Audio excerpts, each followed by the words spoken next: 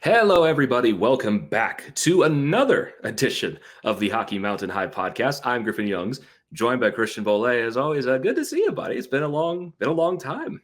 Less than 24 hours. So Literally, it's like 16 hours since we last did one. Yeah, like 16 hours.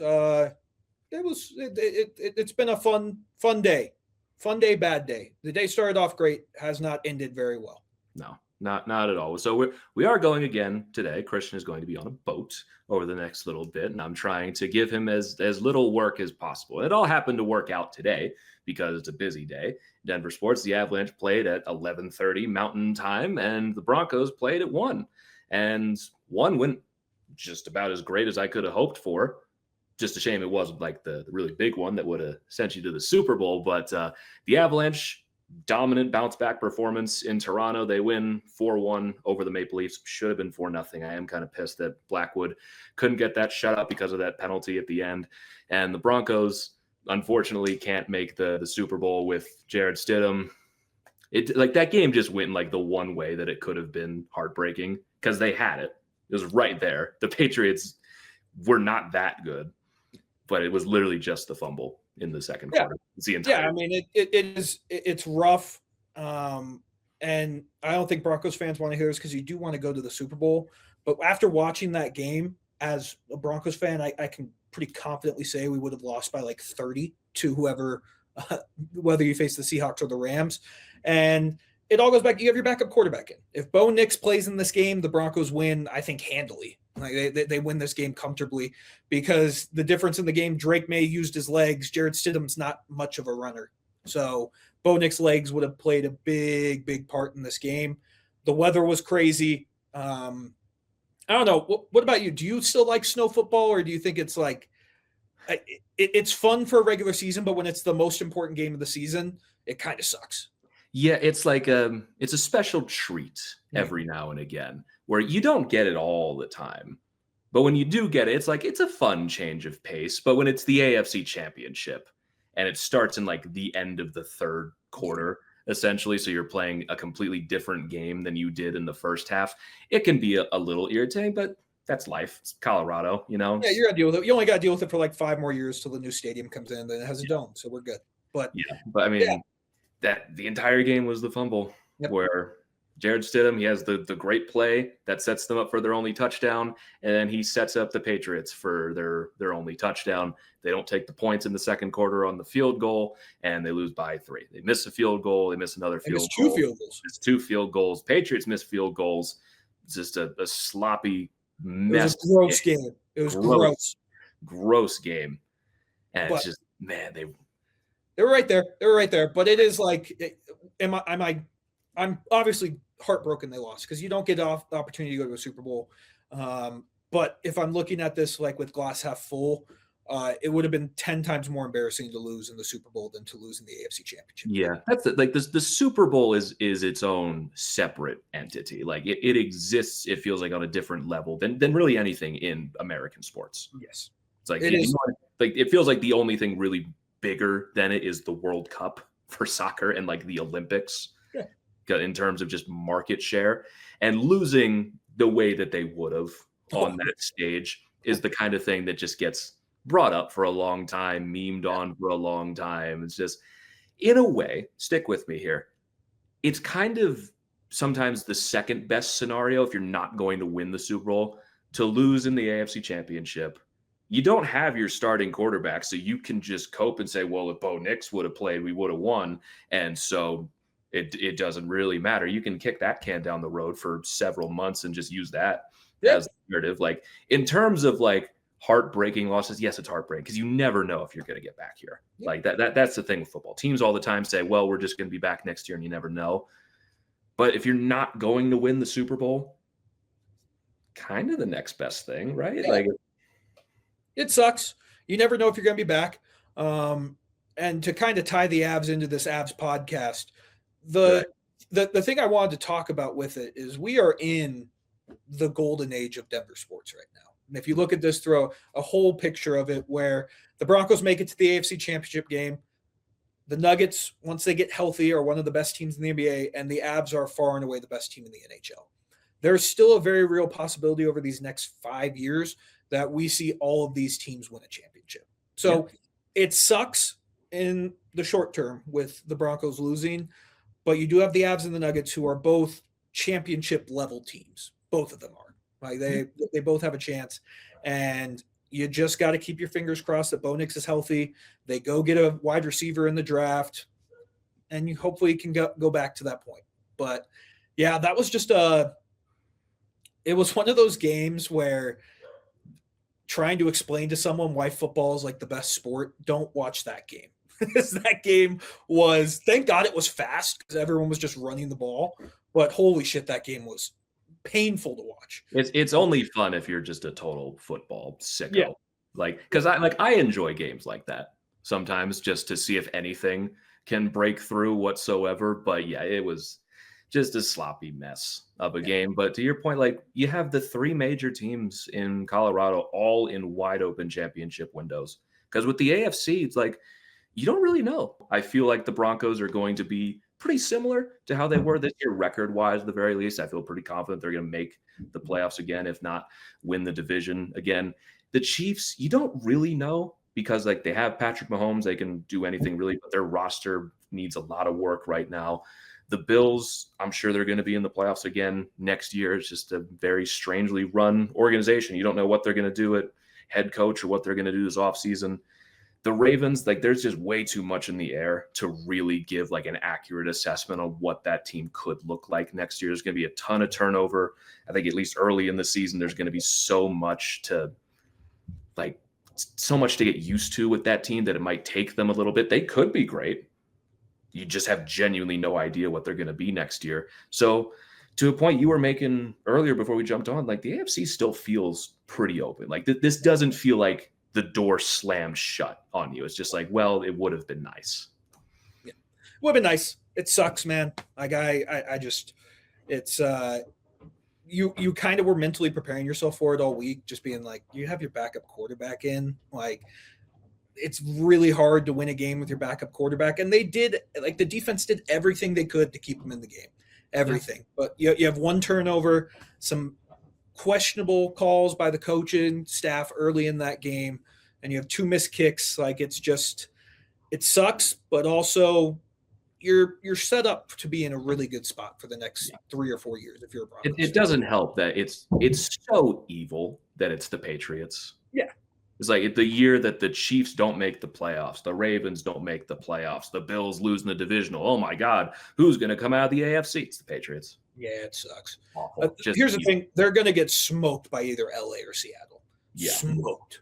Yeah. As we're recording this, the game just started for the NFC Championship. Like, that kind of feels like the Super Bowl right there, for being totally honest. I don't know. Maybe the Patriots surprise us, but I sure hope not. I hope not. Sure hope I feel like that Broncos team deserved a better fate. They had a great season. It's just so heartbreaking to lose Bo Nix in the way that they did, but there's always like, this is one of those ones, like, you say there's always next year and it can feel a little hollow. This one does feel like, well, there is next year where they can fix some of the flaws that this team had, and then another season of Bo Nix, another year of development in the offseason. Like, I don't know. Let's see where this goes next year. There might be something there. Might be something there. And we can just now focus all of our attention on the Avs and Nuggets, because those two teams are also very good. Yes. It's officially Avs season again in Denver, and Nuggets season as well. But in terms of that, this game in Toronto for the Avalanche, I thought was great. I thought like that was exactly the kind of bounce back that you needed in this game. Granted, against a struggling Toronto team that just looked very dead in this game. That was, for my money, the quietest building the Avs had played in all season. Dude, I'm glad you noticed it. I noticed that too, and I thought maybe like the altitude microphones weren't picking it up. I just think that it was just the quietest. Yeah, and I'm not saying that to dog like, oh, Leaf fans are terrible. It was just, I think it's a product of the product that they're getting right now, where they had that horrible loss to Vegas. Ever since they beat the Avs in overtime, they're, I think, 6 for 7 in their last 7 games. I don't know when I was staying there, but they've just been playing horrible. It's like negative 50 degrees in Ontario right now. It was the coldest place on earth a couple days ago. I don't imagine there's a lot of happy people there right now. And then you get the Brock Nelson goals early in the game. Yeah, it's going to suck the life out of the building. I felt kind of bad, actually. Yeah, it was just one of those games where the Leafs are banged up too. They were missing Nylander, they were missing Dakota Joshua, they were missing a lot of pieces. And the Avs did exactly what they needed to do. This game was never really that close. Yeah. Like they just suffocated the Leafs defensively. They turned the puck over a couple times. A couple times there were some turnovers, but compared to what we had seen in the previous two games with Anaheim and Philly, it was okay. That's the Avs we've come to know and love. Yeah. Whereas like the Flyers game, the Avs dominated that first period. This game, they actually scored in the first period, and they scored twice, and they were able to shut down a lot of the energy in that game from the get-go. And I think this game, honestly, the Avs deserve to win. But I think Mackenzie Blackwood having the amazing game that he had, and he should have had the shutout in this game, 32 saves on 33 shots, is that he made it look, I think, a little more dominant than the score would suggest at the end of the day, because he made some outstanding saves. The Leafs definitely had some moments, I think, especially early in the second period as well, when they started to have a little bit of pushback. Blackwood really helped hold down the Storm and then set them up to take that 3-0 lead later in the second period and then keep them off the board for almost the entire third period. And that is, I think, the most important thing from this game. Obviously, Brock Nelson has the hat trick, which we will talk about at length. But I think the most important thing from this game, Mackenzie Blackwood had his bounce back. And I saw a disturbing lack of apologies to Mackenzie Blackwood for how people were treating him after the last two games. I don't know where people were getting the Georgiev thing from, or you saw him being announced as the starter for this game, and I saw genuine dread from people, as if Blackwood for the last 13 months has not been great for you. Yeah. I was very confused how it took 2 bad games returning from injury. Not the first time that's happened with him. He's very much a goalie that needs to be in a rhythm. It's like, I didn't understand the sudden lack of faith in him. He was fantastic today. Here's the thing. Like we talked about on the pod, like he's going to bounce back. We weren't super worried about it. Like we both were just like, yeah, he'll play fine in the next time he plays. Like he's it was the same thing when he came back to start the season. He wasn't very good in his first couple starts to the year, and people were being like, "Oh, is Wedgwood the starter now?" And it's what we were saying the whole time. It's like, you got to give him a second. He's gonna work his way back into it, and it's not a bad thing to have 2 good goalies. That's why I have not entertained the starting goalie conversations all year, because I don't sweat either one. It doesn't matter. Nope, not worried. Like he did exactly what you need to. And you brought that point he made in the third period. He was awesome. I think he robbed Matthews once. He robbed Michelli. Like he had the bounce back game that you needed from him. And that's the thing with Mackenzie Blackwood. Like the 13 months he's been here, he's been nothing short of great. He's earned himself a couple stinkers. Yeah, it's just like Wedgwood has earned himself a couple stinkers. Like yeah, it's just how it's hockey, man. Sometimes goalies just don't have it. Yeah, and he's always been that kind of goalie that if he misses some time, his first couple games back are kind of rough because he's out of rhythm, he's out of pace. And it was great to see him, honestly, so early, 3 games in, just get it right back and have himself what should have been a shutout. Should have been. Like, I am still annoyed that couldn't be a shutout. Bardakov needs to be smarter.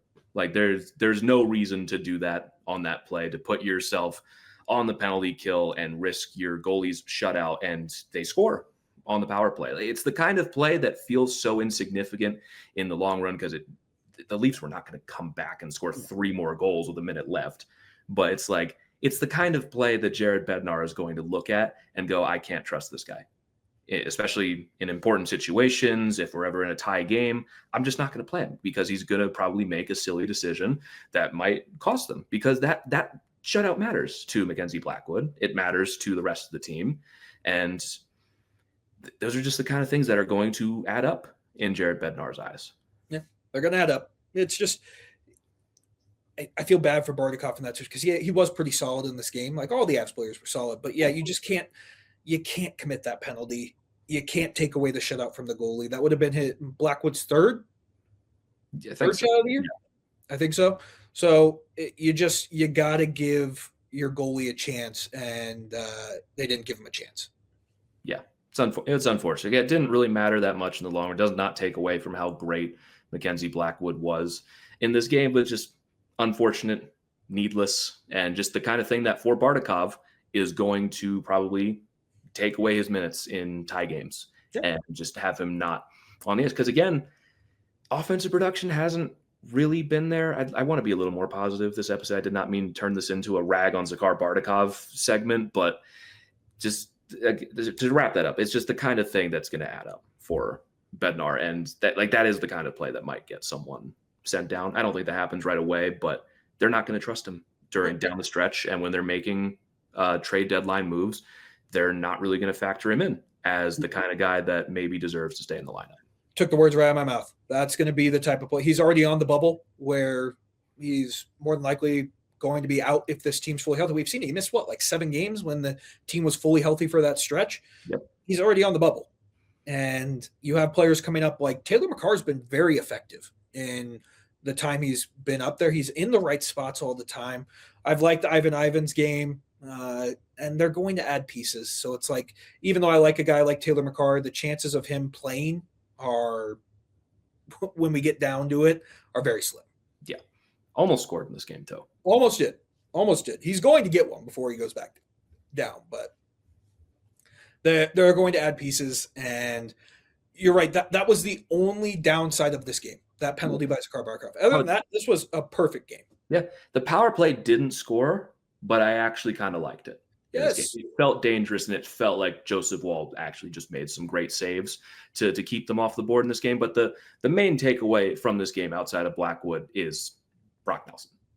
He gets the hat trick in this game and plays phenomenal from start to finish. He gets the first 2 goals of the game within the first 10 minutes, his first hat trick since March of 2022, and also matched and beat his goal total from last season in 30 less games. He's now at 27. He had 26 all of last year in 80 games. And in game 50 this year, he scores 27. We talk like this is going to become the Brock Nelson podcast, because we've been on this since game 1, where you're like, yeah, he may not be scoring yet, but it's coming. He's been very effective, and the goals have started to come for him, and he is just so steady Eddie. Like, he's just, you know exactly what you're getting out of Brock Nelson every single game. Yeah, exactly. Like, even when he wasn't scoring at this level, you weren't concerned about him because he was doing all of the right things.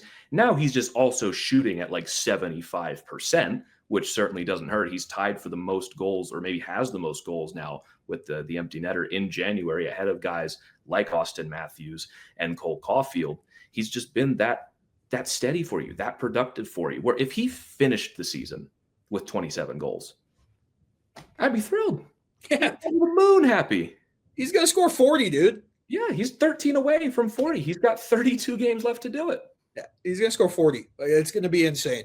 It would just be hilarious to me. It's not going to happen, but could you imagine a world with me? Let's live in a hypothetical where Nathan MacKinnon wins the Rocket and Brock Nelson finishes second.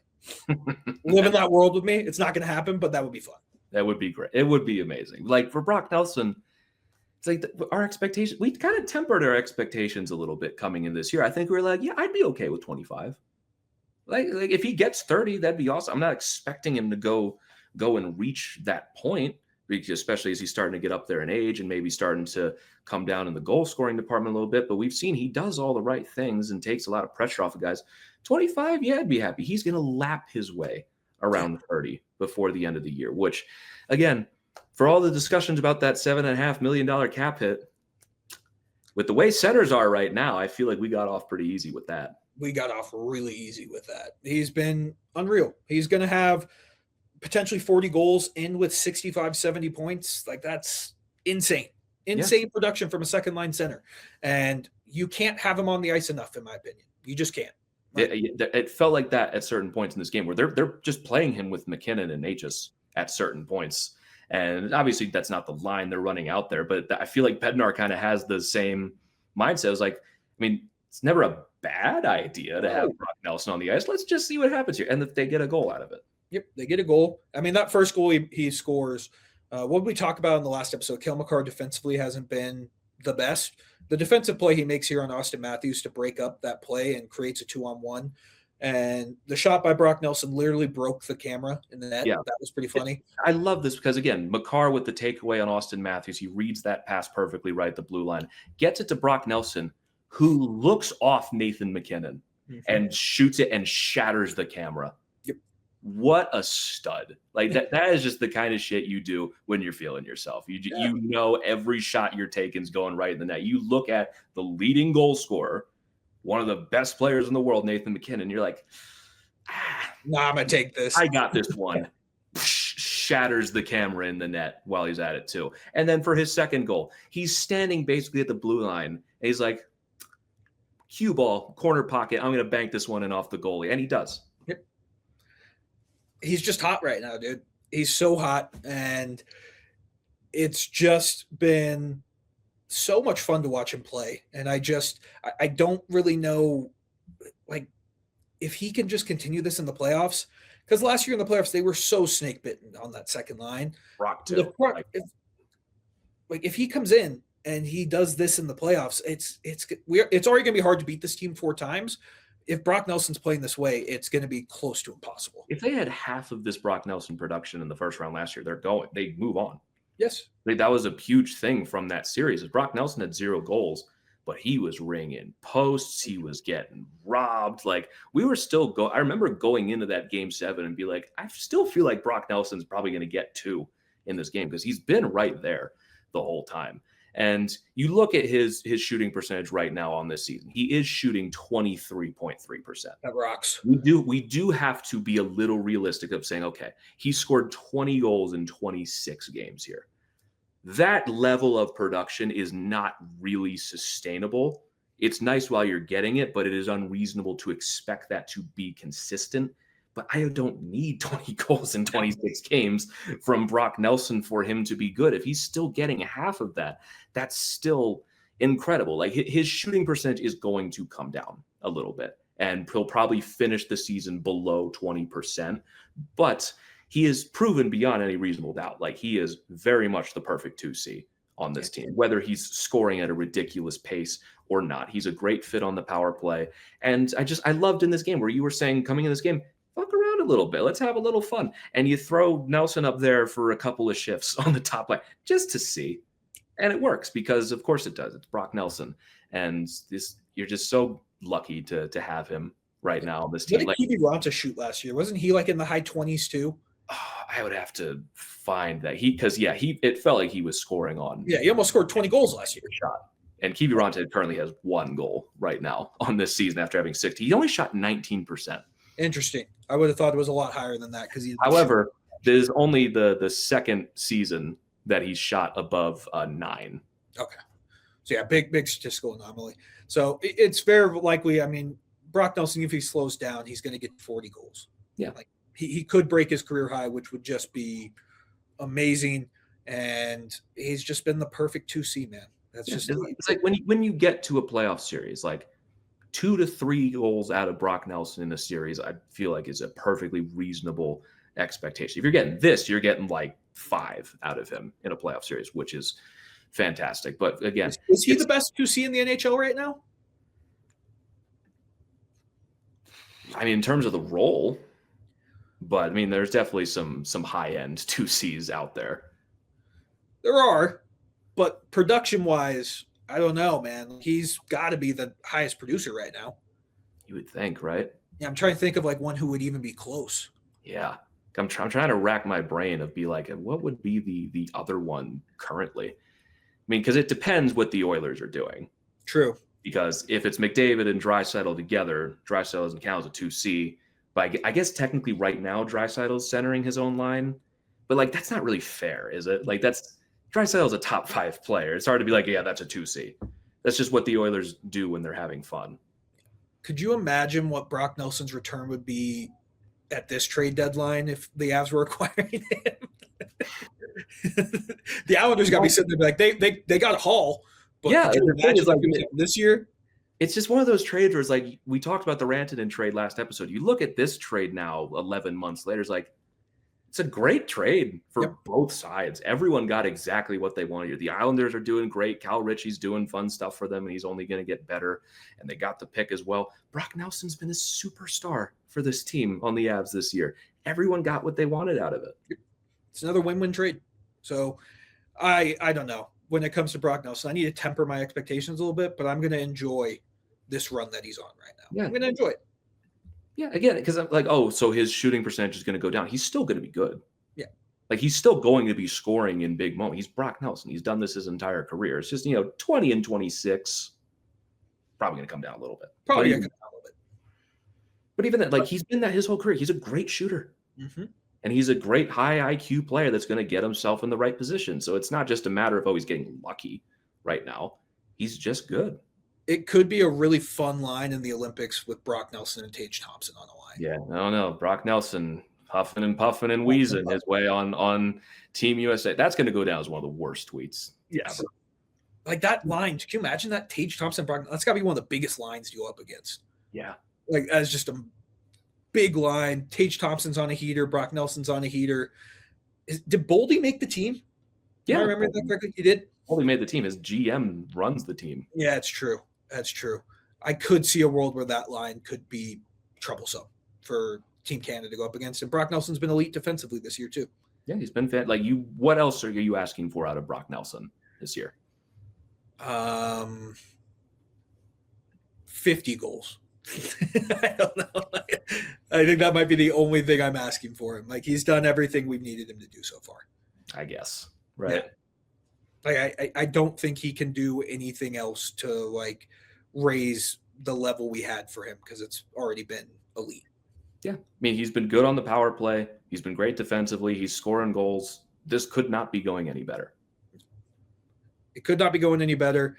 And it's just, I just don't have anything bad to say about the guy. I don't. He's just been perfect all year. Yeah. He's been this way his whole career. And it's just great to see him settled in to where he is now. And you're getting this level out of him. You couldn't be happier. Couldn't be happier. And you got him for another 2 years after this? Yep. Yeah. Perfect. That's all you need. It's perfect. But Brock Nelson was great in this game.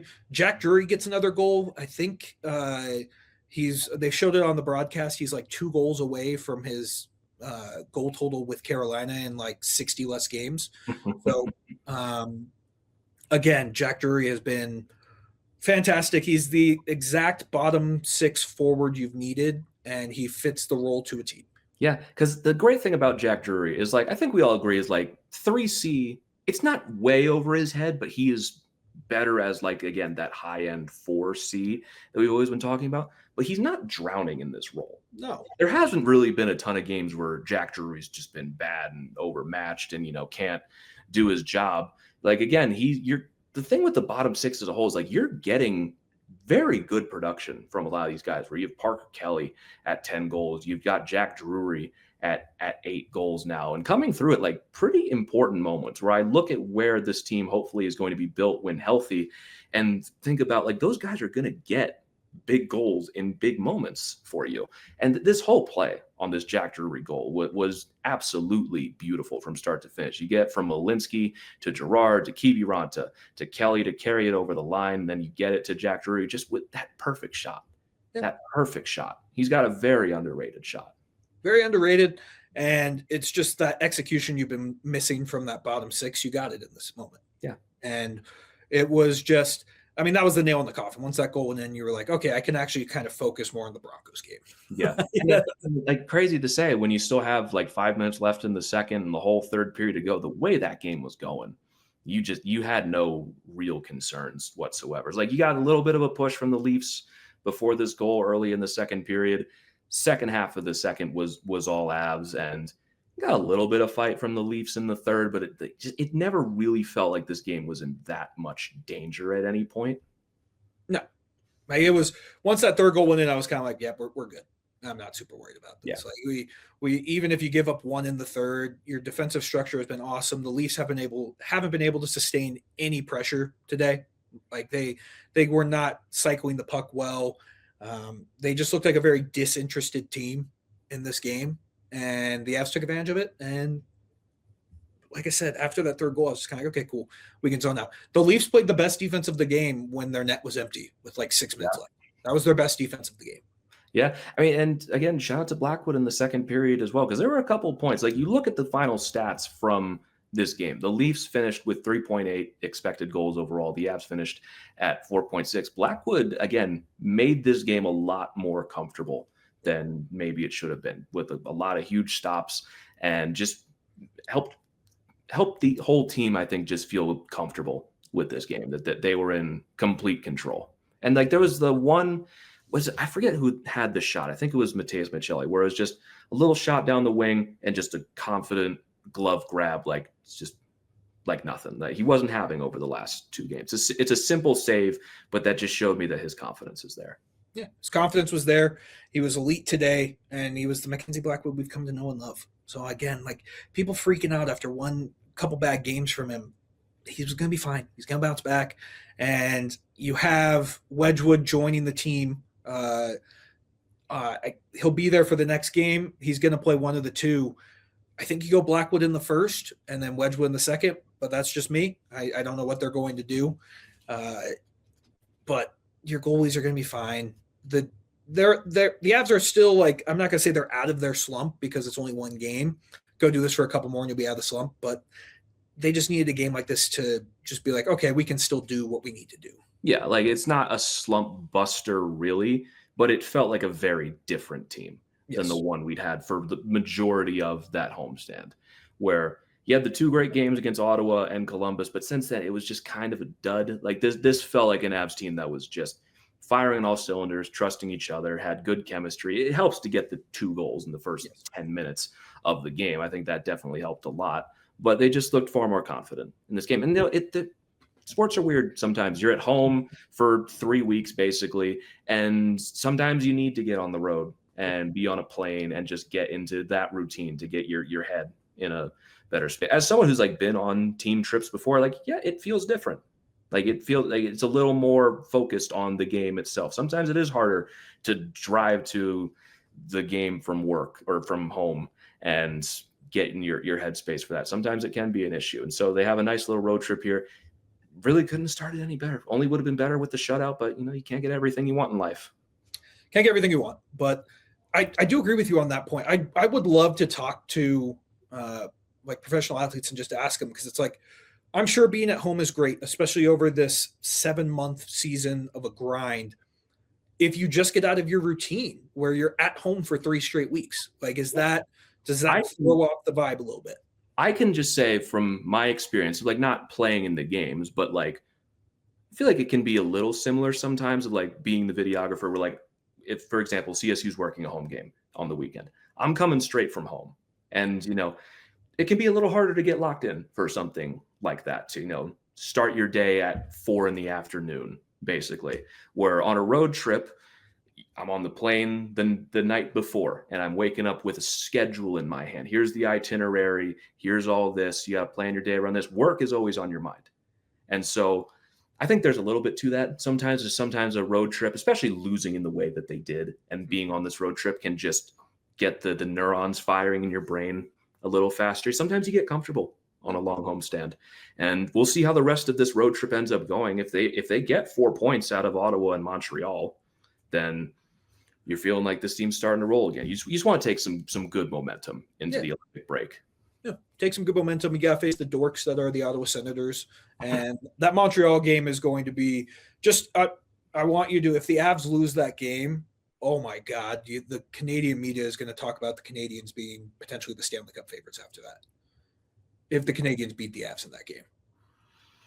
It's always fun it's going to be a blast, because we haven't in the entire history of the show really had to deal with Montreal fans. I imagine they're just lovely on Twitter and everywhere, and they'll just be totally rational if they beat the Avs on the second half of the back-to-back and the third game in 4 days. Yeah. But I mean, they lost to Buffalo at home. They lost to Boston last night. They're hosting Vegas and Colorado Tuesday, Thursday. And I mean, you have this Ottawa game coming up where, I mean, that's going to be an interesting game, I think, a little bit. Ottawa has been a mess over the last little bit. Like their lowest point was that Avs game. And you do feel for Linus Ullmark after his interview and everything. But I think he's activated and he's back on the team, which is very great. And the Senators, they've just been in kind of free fall. Where I remember in November, we were talking like, yeah, they look pretty good. I feel kind of okay about the idea of them making the playoffs again.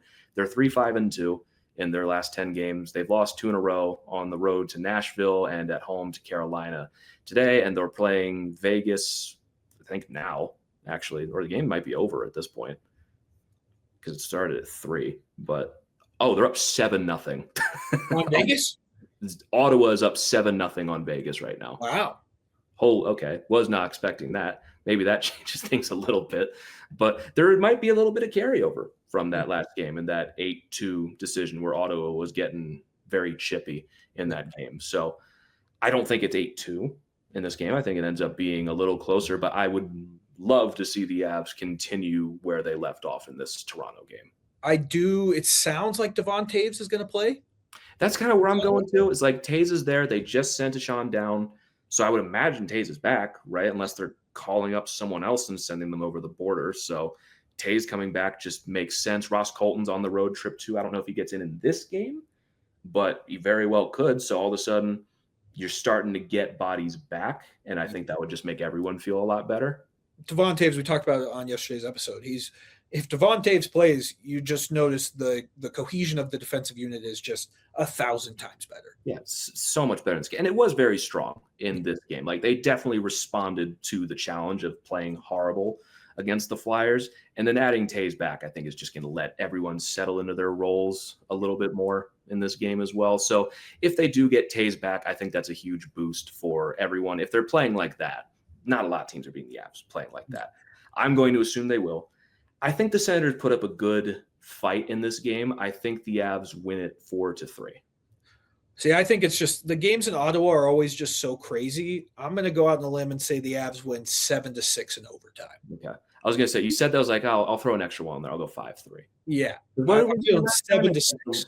The last time was like they haven't had a game below 7 goals in like 6 years or something crazy like that. Yeah, so it's going to be a high-scoring game. This is not going to be a 2-1 game. Or maybe it is this time, now that we've noticed the pattern that are talking about it. Now everyone's going to bet the over, and it'll be like a 2-1 game. Okay. But I'll give you your 7-6. Ottawa are just crazy, man. They're just always crazy. I'll give you the 7-6. I'll go 2-1.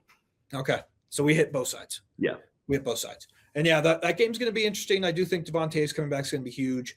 I think McKinnon has a big game. Big game. He loves the Senators. He loves playing them.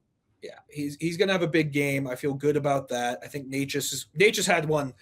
He may not have hit a more square post in this game against Toronto. Like it was perfectly square post. The only reason it didn't echo throughout the building, it was just kind of like a soft shot on like a wide open cage, but like just clean off the post. Yeah, clean. So I think Marty Natchez has a big game. I think Cale Makar has a big game. It's just going to be a high-scoring game because I do think the Senators are going to be able to score some goals. And all I really want out of this game, and it was the same thing we got in Toronto, just don't give up a shorthanded goal. And they almost did against Toronto. They almost did. It came really close. They gave Bobby McCann a partial takeaway. That first power play I thought was great. I thought Val should have scored if not for those great saves by Woll. And there's like 13 seconds left. Granted, it's a second unit this time. It's not the top power play doing it. But again, it would have just been great. Thanks, guys. It was way too close even still. But way too close. But like the power play, be effective, create some chances. And Val and Ross Colton may be the two most cursed players on the Avs right now. Yeah. Val is so due for a goal. And his play, he had a good game against Toronto. I thought Lecky had a good game against Toronto as well. They both bounced back very well. But Val's so due for a goal. So I kind of like that line of them together. Like I thought they had a very solid night. Yeah, it's a fun line with Brock Nelson on it. It is a very fun line. The forecheck is going to be phenomenal with Val and Lecky, and Brock Nelson's just a beast. So it doesn't really matter. Like Brock Nelson, you can put him with anyone, and he's going to succeed. But I found the stat. The expected goals for percentage of the line of Lecky, Brock, and Nichushkin was 71.4%. Yeah, like that's a fine line. It was like again, you put Gabe back in the line. Maybe you stick him on the top line for a minute, and see what you got there with that second line. For some reason over the years, Lecky and Nichushkin doesn't work in the way you think it does. But if Brock Nelson's able to get them to fully click, I think there could be something there with it. That's a very fun, hardworking line. Yeah, it's a fun, hardworking line, and it should work. In theory, that line should work phenomenally. It should. But for over the past couple years, it just hasn't. And it does sound like Bednar said with Landeskog, he's not going to be back before the Olympic break. They're trying to get him ready for the Olympics. So all you can hope for is with every player just being like, no one get hurt. And hopefully Gabe doesn't re-injure himself. And that's really all you can ask for. He's on the ice. He's working out. He's just sore. So again, like you said, don't expect him before the Olympic break. Hopefully he's good to go for Sweden in the Olympics. And then once they're done, good to go and ready to go back here. Yeah. Good to go, ready to go. And I do think the way Landy's been playing this year, you could have him on the top line and feel pretty good about that second line. I don't think there's a bad spot for Gabe in the lineup. That's the thing with Gabe. That's the thing with a lot of their wingers is there's no real bad spot for anyone. I mean, you got Victor Olofsson on the top line for a little bit, and he's been doing just fine. Like Landeskog, you can put him on the top line, second line, third line, fourth line if you're feeling crazy. Like he can play any of those roles if you really want him to. Lecky can do the same thing. Val's been able to do the same thing. Ross Colton has been able to do a lot of that as well. Whereas like even Gavin Brindley got some shifts on the top line for a little bit earlier in the season. Like they just got a lot of very strong Swiss Army knives on this team. And like, looking again at this roster and the way it's set up is you forget with the injuries that this team is very well set up right now. It's like when you're missing Landeskog and you're missing Colton and you're missing O'Connor, it's like, well, that's three very important players. You put those guys back. Bardakov's coming out of the lineup. Kiviranta is coming out of the lineup. Taylor McCarr is coming out of the lineup. And now all of a sudden you're like, again, the only real need on this team is another center. Yeah. That's really it. If you can get a high-end 3C, great. Even if it's only a fourth-line center, I still think that's fine. Like, I don't mind Jack Drury at 3C. I think it can be better. Yeah. But if that's what they carry into the playoffs and they go and get Nick Dowd or something like that from the Capitals to play fourth line, I think that's perfectly fine. It's perfectly fine. I'm going to have the fantasy world where Naz Kadri's back. Yeah, I'm going to live in that fantasy world for a while, mostly just because I don't want him to end up on Dallas or Minnesota. Yeah. So that's what I'm going to hope for. And I'm going to keep my fingers crossed. That's all I'm going to say. Yeah. That's all I'm going to say. I'm going to keep my fingers crossed that he ends up on the Avs. I mean, I don't think there's a better feel-good move they can make, right? Oh, dude, if they brought him back, who cares about those last couple of years of that contract? Who cares? Like, if you could get Naz Kadri for – and like you're getting him back and he's not playing 2C. Yeah. Which is what he was doing here last time. At 3C, you don't need him to be great. Like, if you're somehow able to get Calgary to get him $4.5 $5 million to retain $2 to $3 million on that deal, that's a lot more workable. Yes. A lot more workable. Yes. Like, it would be first round picks, I think, for them to do that. There's so much I'd be willing to give up on that trade. Like, the draft picks don't care. No. Don't fire him into the sun, man. Like, it's just, if you got Nazem Kadri back, he still has 5 years left on that deal. I think it's like 3. Yeah. Like, if you could get him, even like if you could get him down to 5, maybe 4 million, there's no better third line center option you could get. Yeah. I mean, maybe Vinny Trocheck, if you're really breaking down the brass tacks in terms of like, well, he makes less money, a little younger, maybe a little better. But if you really want the vibe of this team to skyrocket and you want to get everyone bought in and invested, it's Naz. And I don't want to get people's hopes up because it's not a high percentage chance that this happens. I give it like a 5% chance. I think that might be generous. The only reason I'm saying 5% is because doesn't he have a full no movement clause? He gets to choose where he wants to go, essentially, if they're going to trade him. I feel like that increases the chances, though. He has a 13-team no-trade list. Okay. So basically any playoff team is probably in the mix. Yeah. But we have also been doing the Kadri trade talks for like the whole contract, basically. Yeah, since that contract got signed. Yeah. Basically, since 2022, he's been kind of rumored about it for a little bit. It feels a little more likely this year because, again, he's 35. where he's still getting good production this year. The Flames, I think, would just be smart to do it now and try to get as much of a return as they can, because again, you're already starting to see the drop off. Yeah. He had 35 goals last year.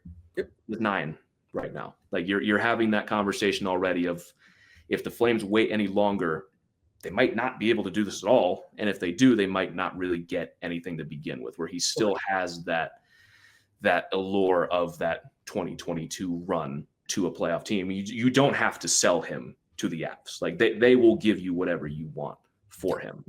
But I'm just imagining, could you imagine that first game if he's back in the lineup in Ball Arena? Like line, Gabe Landeskog, Nazem Kadri, and Logan O'Connor. There's your fun line. The only thing, man, I'm still just like, what is going on with Logan O'Connor?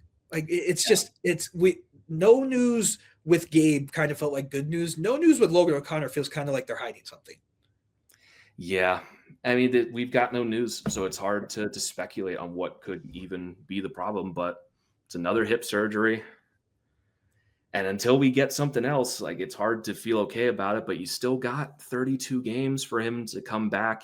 They haven't declared him out. Like, they haven't done any of that. So you're still holding out some hope, but it's getting to a point. I think once we come back from the Olympic break, if it's still nothing, then you got to have a conversation of like, what are we going to do here? I will give it until the end of February. If there is nothing by then, because the trade deadline's right around the corner at that point. If there is nothing, you got to have a chat. Yep. Until then, it's what I said in September. Take as much time as you need. Yeah. That's it. Be healthy for the playoffs. We haven't even seen him skating since like training camp. So it's like, I'm a little worried because he is so, like, you forget they're doing all this without arguably their best bottom six forward. Yeah, like their best penalty killer, forward wise at the very least, and a guy that is so important to this bottom six. He hasn't played a single game, and they're still doing what they're doing.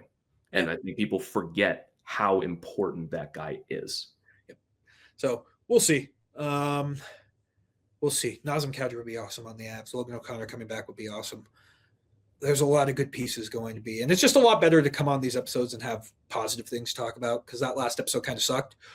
This one's just like, it was a few good win. More energy I have after a win. You come on here for a loss, and I'm kind of moping around like, well, what are you going to do, right? This is so much more fun. So much more fun. You get that. What do you think happens in that Montreal game? I think they win in Ottawa. And I think for the Montreal game, it's like, I don't know. Back-to-backs are tough to predict with this team because they're usually pretty good at them. And it's not a ton of travel coming into this game. Let me take a look at Montreal's schedule. I think they're not. I said they're not on a back-to-back. Yeah, so they have Vegas on Tuesday, and they have the Avs there. I don't know. Montreal is just so hot and cold. They win 3, they lose 2. They win 2, they lose 3. They win 1, they lose 1. Right now, they're kind of in their lose 2. So if they lose to Vegas, I don't think they've been on a 4-game losing streak all year. They won, but one was in a shootout. So I don't know. I think I have to see how that Vegas game goes. I think it's a high-scoring game where I think it's going to be a high-flying game. It depends on the legs the Avs have in that game. If they go deep with the Senators in a 7-5 game and they're skating themselves silly, like, this might be a hard game for them to keep up. And going into Montreal is a tough building. Yep. Playing that young, fast Canadiens team on the second half of back-to-back could be pretty tough. But this is the Avs. And if they are going to build on that Toronto game and play well in Ottawa, then I think they will be okay in this game. Yeah, given the track record of going to Montreal, we beat them pretty handily when we faced them earlier this year. I think it's like a 3-2 overtime loss, if I had to give an official prediction. Yeah, it was 7-2 here, if I'm remembering right. Yep, it was a beatdown. I mean, that's just how it's been for most of this year. But I just think the second half of back-to-back, the Avs could surprise me, but I don't want to say they're going to come on here and win every game. But I do think this one's closer. I think Montreal, Cole Caulfield gets the game winner in overtime just because the Avs suck in overtime. Yeah. If it goes past regulation, I don't think they have a chance. Yeah. I think their only chance is to win in regulation. Yeah. In this game. I think it's a tough game. Like, I think that's a very fun game to have on your calendar. Do I think the Avs sweep this entire road trip? I mean, it'd be great if they did. It'd be I mean, great. I'm going to be doing, hopefully, that watch party on the 31st against Detroit. Fun fact about Detroit, technically they are the 2 toughest games left on our schedule. Okay. Points percentage-wise. Yeah. I will take the blame. We have not given Detroit their credit this season. They are tied for first in the East. Yeah, but are you buying what they're selling? No, but I have to be. I said they weren't going to make the playoffs, and they're first in the East. You know, if I can get excited about the Capitals last year, then I have to give Detroit their flowers. But I'm just saying, technically, in terms of points percentage, they are our toughest games left on the schedule. And here's the thing, too. Like, the NHL is better when Detroit's good. Yeah. Like, it is better when you have the original 6 teams. Because, like, for a couple of years, the original 6 wasn't doing too hot. And to get Detroit back, that'll be a physical game. The rivalry will never be what it was ever again, just because you don't have the playoffs to fuel that. But it is cool to have them. Like, it's not just going to be a cakewalk win. Yeah. The last couple of years, it's been kind of a joke. Yeah. Whereas, like, now it's like, okay, Detroit stays hot. These could be the 2 best teams in their conference going at each other. Do I think that's a Stanley Cup final? No. But I do have to give credit where it's due, because I have not been nice to Detroit over the last couple of years and coming into this season. But they have been, I keep expecting them to fall off and start to drop in the standings, and they just keep winning. They're 8-1-1 in their last 10. We'll have more of a preview for that game in the later episodes, but they've got 69 nice points in 53 games so far this season. And Tampa, granted, has 3 games in hand on them, but they're a point behind, and Carolina is tied with them with a game in hand. So, did you say they have 69 points? Mm-hmm. How much do the Avs have again? 73? 79. Oh, okay. All right. Sorry. I don't know why I thought the Avs only had 73. Yes. Detroit did not suddenly close the gap. Yeah, I was like, wait a second. Yeah. Wait a second. Yeah, that game's going to be fun. And it's an early morning puck drop in Detroit, national TV. We'll talk about that one more Wednesday night when we record after the Montreal game. Or is that Thursday night? I don't know. Ottawa's Wednesday, Montreal's Thursday, Detroit's Saturday. I'm going to be in the middle of the ocean, so I'm going to lose all sense of hopefully time. On a boat. Hopefully on a boat. Yeah, that's good point. Good point. But yeah, overall, happy with how this game went for the Avs. Just need to continue this effort and finish off this road trip strong. Realistically, if you can go 3-1-1, or what would it be 2-1-1, that's a successful road trip. Yeah. There is a chance they go 3-1 or 4-0. Like with the way they've been going this year, you never know. Yeah, it would be nice to sweep this road trip after a disappointing homestand. That would definitely help wash that away. Yeah, it would help wash it away, but we'll see. We'll see. Do we have any mailbags to end the show? We do have a couple of mailbags here to end the show. Let me refresh the page and make sure I don't miss any. But yeah, we got 2 mailbags. Our first one from Katie saying, if the Avs didn't trade for anyone and entered the playoffs with this roster, what would your confidence level be in them to go all the way, assuming everyone stays healthy, of course? Health is the key. With the roster they have right now, I still think they're a Stanley Cup final team. Yeah, I'm very reasonably confident in this team. I still think they're the best in the league, but obviously other teams are going to make moves that are going to help close the gap. I don't think they need big pieces on this team. I'm thinking bottom 6 center, 6th defenseman, maybe a winger if you're feeling frisky as well. I don't think they need the kind of moves that are going to shake the foundations of this team. I just think they need a little bit more structure, like just 4th line center, that kind of thing. If they don't get a 4th line center, do I think they're screwed? No. But you don't really have one right now. You're kind of putting Kelly in that role, and he's been fine, but he's a winger. And Bardakov has been better on the wing. So you don't really have one right now. And God forbid something happens. Right? I know we're assuming health, of course, but like, God forbid Jack Drury gets hurt. God forbid Brock Nelson gets hurt. And all of a sudden, Jack Drury's playing 2nd line center, and Parker Kelly's your 3C, and Bardakov's your 4C. You're in trouble.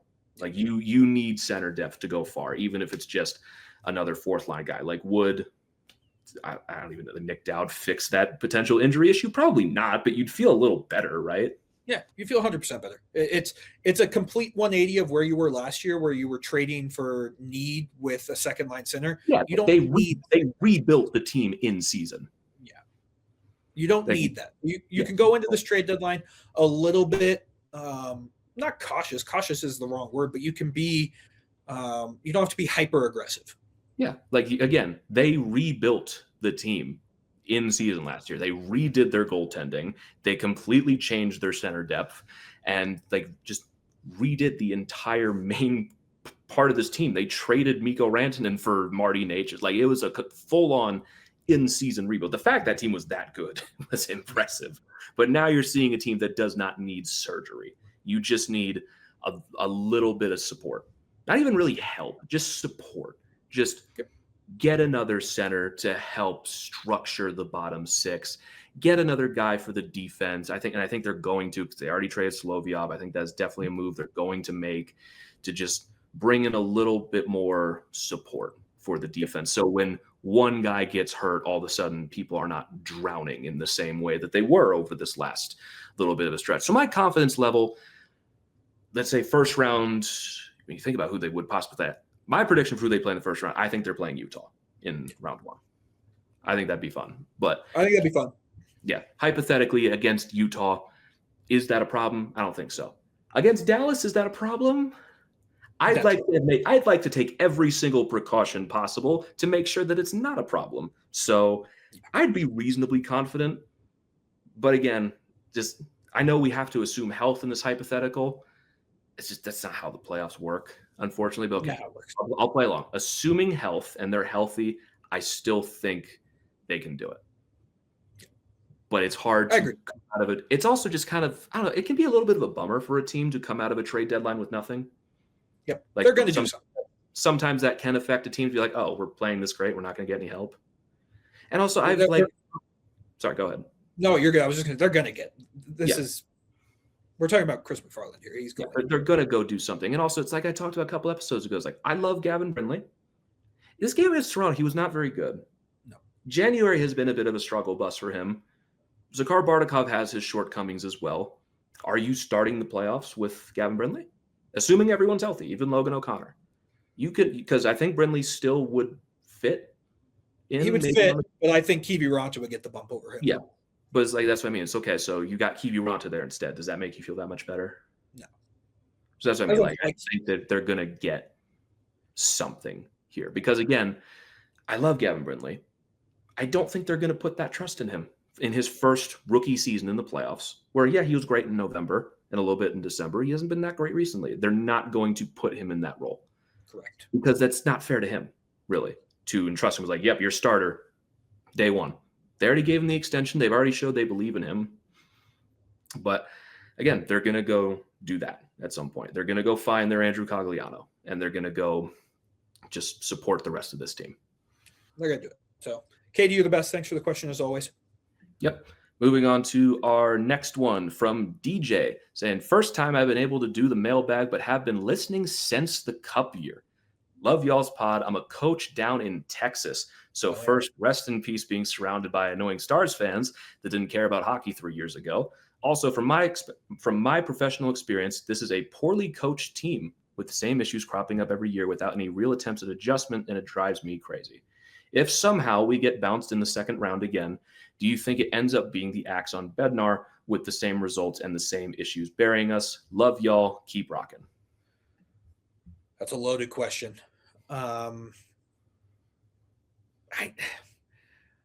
Again, you're DJ, you listen, you watch, you coach hockey, you know more than us. I don't see the poorly coached. I just don't.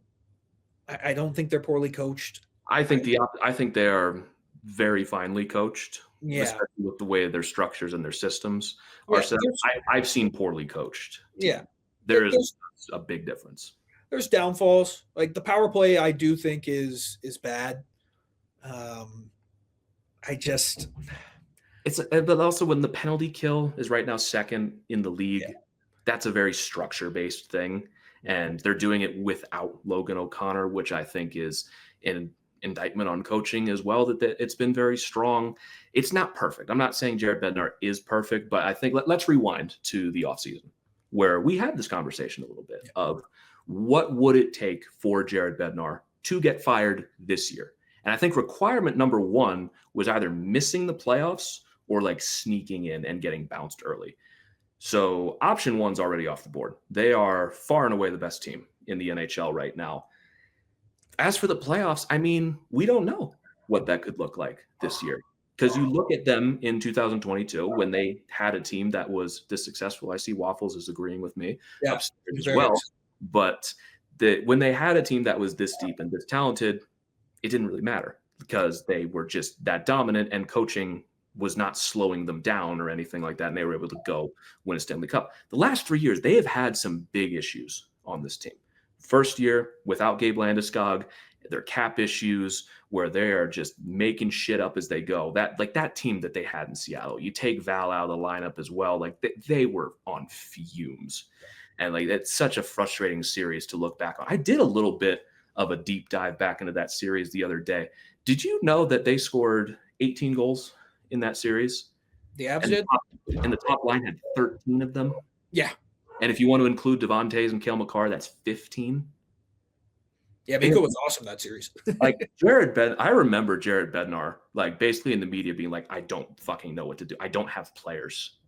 I can only put guys on the top line. So like, there's only so much I can do with Evan Rodriguez, Lars Eller, and JT Compher on my second line. Like Lars Eller was playing second line in Game 7. And like 15% of Josh Manson. Yeah. Well, I always blank on the guy's name. Who was the winger on that team that was hot for like 20 games but had 0 points in the playoffs? What was his name? For the Avs? Yeah, for the Avs. He's not Rodriguez. No, he's not in the NHL anymore. This drives me crazy. I always forget his name. Oh, I know who you're talking about. I can see his face. Right? Oh, wow, it's going to drive me crazy. He would join the Swedish team. What was his name? The Swiss League. Dennis Malgin. Yes, Dennis Malgin. Thank you.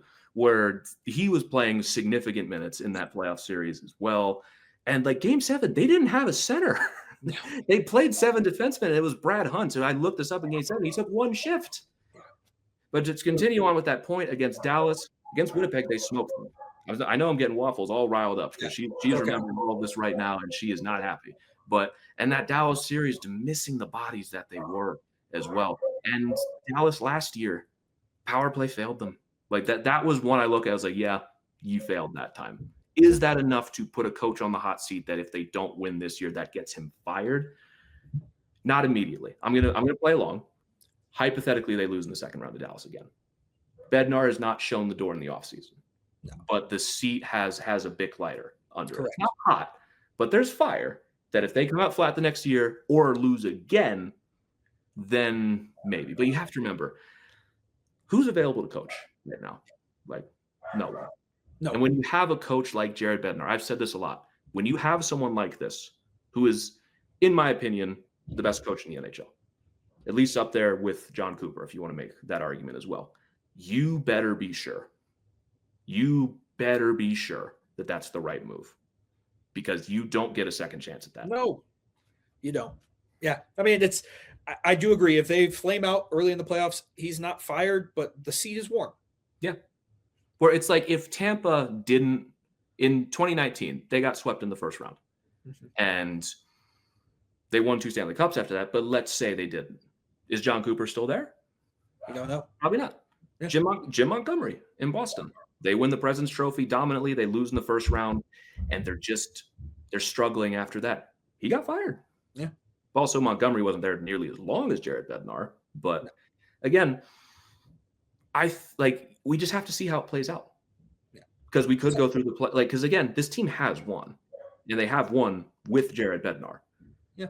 So we could get that again, and then obviously no one's going to be talking about firing the guy anymore. If they do flame out again, yeah, I think you have to have somewhat of a conversation. But I've seen nothing this year that says Jared Bednar is not unequivocally the right guy for this team. Yeah. Agreed. DJ, you're the man. Appreciate you listening for that long. Yeah, geez, man. Crazy. Sorry to put you through all that for so many years. It's so funny you think about, like, that was almost 4 years ago. Yeah. At this point, doing all that. It still does not feel that long ago, because that was your first season on the show and my second season doing this. And even then, it was the shortened year was my first one doing this in the 2021-22 season. So that doesn't even feel real to begin with. Exactly. The last couple of years kind of felt like a blur. It's just because, like, once you graduate college, all of a sudden life just starts passing you by very quickly. But yeah, it's been a hell of a time. Yeah. Hell of a time, man. Hell of a time. But we appreciate you listening for that long, my man. Yeah. We appreciate everyone. If you're new on the YouTube audience and everything, and you think we look like shit and are a couple of schmucks, we still appreciate your patronage anyway. And if you've been if there is anyone that was just with me in the first season and stuck around, number one, how? Second of all, thank you. But yeah, it's just so weird to think that we've been around long enough to have, like, long-term listeners. Yeah, it's crazy. It's crazy. So shout out DJ, shout out all the listeners. Go subscribe to the YouTube. And we'll have more information about the watch party coming up next Saturday, hopefully later in the week. But I don't know, man. I'm ready to. I still haven't started packing, so I need to go pack. Yeah, you should probably do that. Yeah, I should probably go back. As always, go Avs, Broncos. I love you, but I'm ready to end the show if you are, my man. I'm ready to wrap this one up here. Thank you all so very much for tuning in. As always, if you want to follow us on Twitter, you can follow me at GR Youngs. You can follow Christian at Christian_Belay, and you can follow the show at HockeyMTNPod. But again, thank you all so very much for tuning in, and we will catch you all next time. But until then, let's go Avs.